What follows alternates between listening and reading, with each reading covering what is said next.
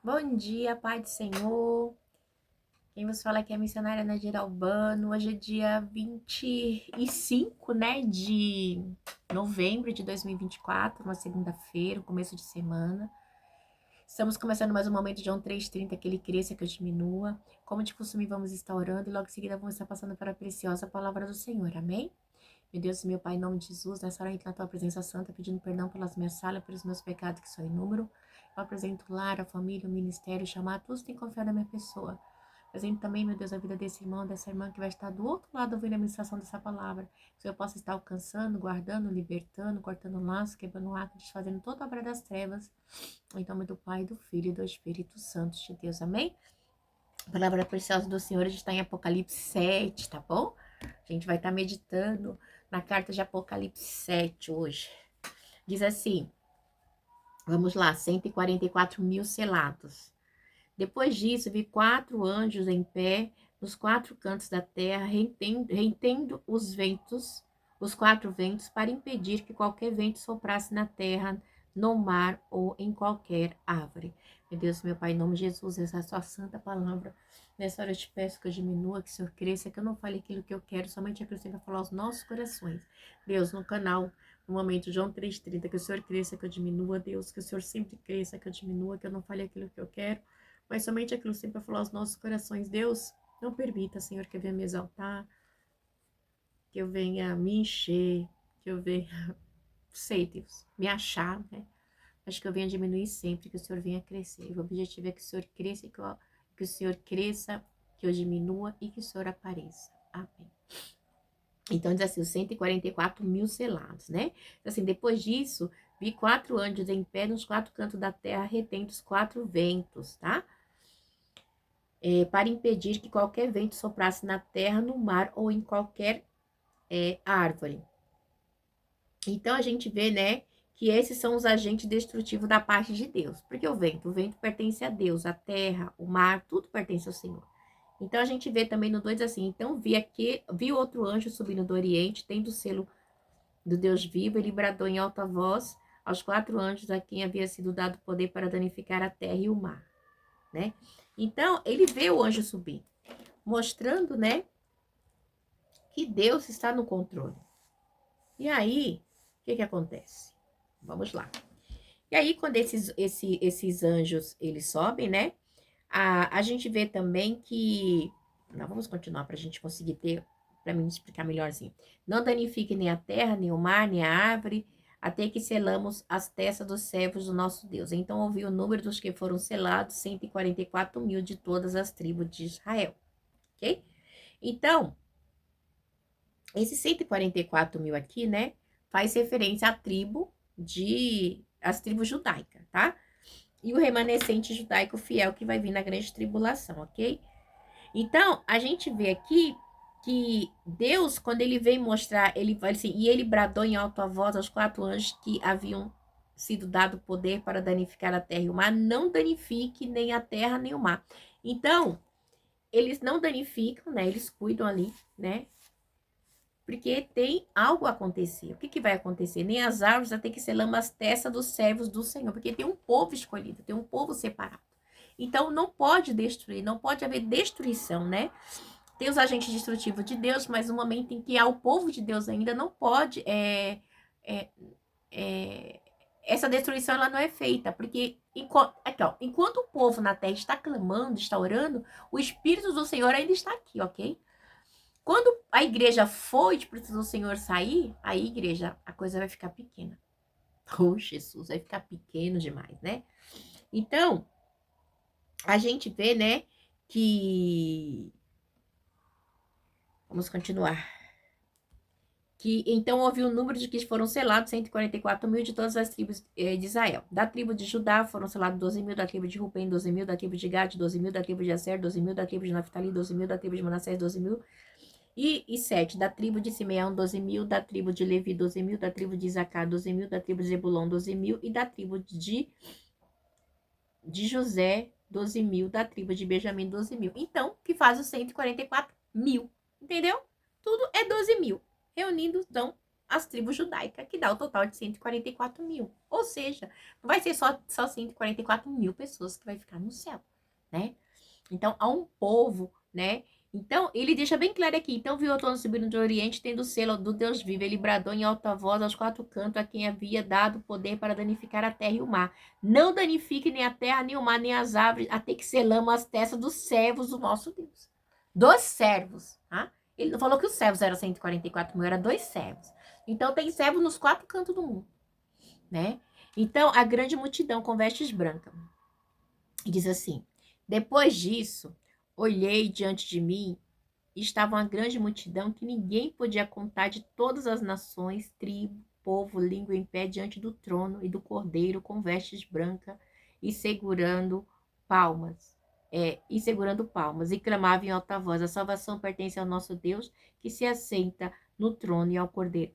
Então, igreja, a gente vê que é uma multidão de povo. Gente, os salvos, né? São dos quatro cantos do mundo. Então, não tem um povo aqui no Brasil, tá? Não tem um povo no Japão, não tem um povo na China, não tem um povo nos quatro cantos. Sabe, igreja? Às vezes a gente sabe que Jesus ele pertence à tribo de Judá, né? Mas a gente vê que às vezes as pessoas elas se acham que é só elas, né? É só aqui, é só esse, é só isso. Gente, e o povo que antes de vocês? Então, não vai ser salvo, né? Então, se a sua igreja, né, seita, sei lá o que que é, né, abriu hoje e falou que vai ser salvo só 15 mil pessoas, só 15 mil da sua seita, as demais não, né, não vão ver.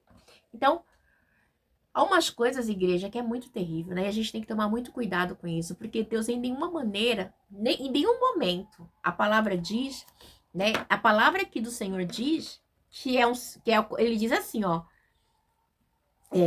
até que selama a testa dos servos do nosso Deus. Então, são os servos. E aí a gente vê no 9. Depois disso, olhei e diante de mim estava uma grande multidão.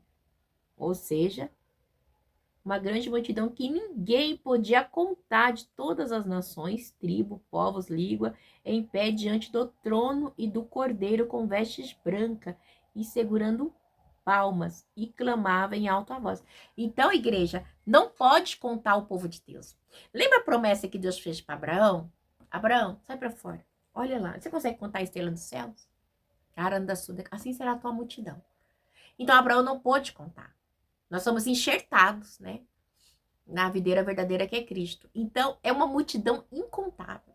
Igreja, eu não posso falar assim, é só até mim que vai ser salva. Que autoridade eu tenho? Se Deus, ele deixou aqui falando, né? Se Deus deixou aqui falando, né? Olha, uma multidão que não pode contar, de pessoas de vestes brancas. Igreja, para se santificar no Senhor, há muita renúncia, né? E essa grande multidão aqui, né? São os que saíram da grande tribulação, como os que saíram da grande tribulação, que a gente vai estar vendo mais para frente, né? São aquelas pessoas que vai passar, que saíram da grande tribulações, né? E são mencionados os quatro cantos da terra, né? Então a gente vê que nosso Deus, ele é grande, igreja. Ele não trabalha comigo e com você, com o que eu acho, com o que você acha. Ele já tem tudo, Deus, ele tem um cronograma de tudo. Tudo está no controle das suas mãos. Não é fácil, mas está. É de fácil aceitar? Não.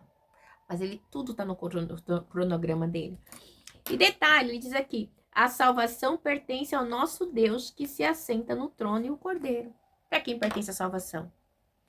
A salvação pertence a Deus.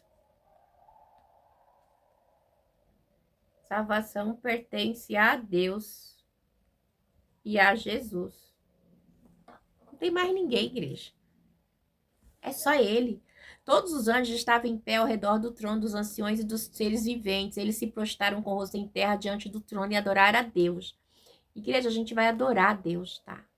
A gente vai estar lá no céu adorando a Deus, glorificando a Deus, exaltando a Deus. Porque Deus, ele nos fez para adorar. Para que a gente venha dizer assim: amém, louvor e glória, sabedoria, ação de graças, honra e poder e força seja dado ao nosso Deus para todos sempre. Amém. Tudo é para Ele, todo louvor, toda glória, toda adoração, todo poder, tudo é para Ele. Então um dos anciões me perguntou, quem são estes que estão vestidos de branco? E de onde vieram? Ah lá, quem são e de onde vieram? Olha, respondeu, tu sabes. E ele diz, esses são os que vieram, olha só, de Rasul de Comanai, estes são os que vieram da grande tribulação e lavaram as suas vestes e alvejaram no sangue do Cordeiro. Então, a igreja, da grande, então não é pequena, é uma grande tribulação, né? Que a terra há de passar. Porque a salvação pertence a Deus, tá? Não pertence a mais ninguém. Pertence a Deus, a Jesus, pertence à Trindade, né? O louvor, a força, a glória são os atributos de Deus. Porque Deus, ele é perfeito, tá?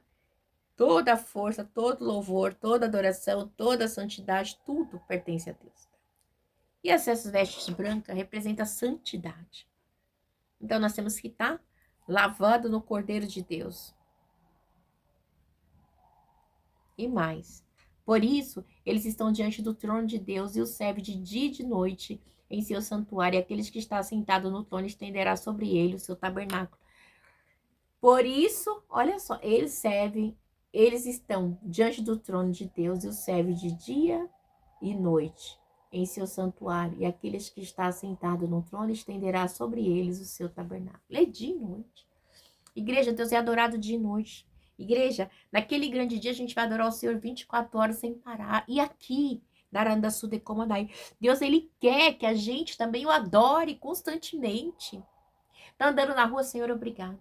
Oh, glória a Deus, aleluia. Vamos testemunhar que Deus é bom, que ele é santo.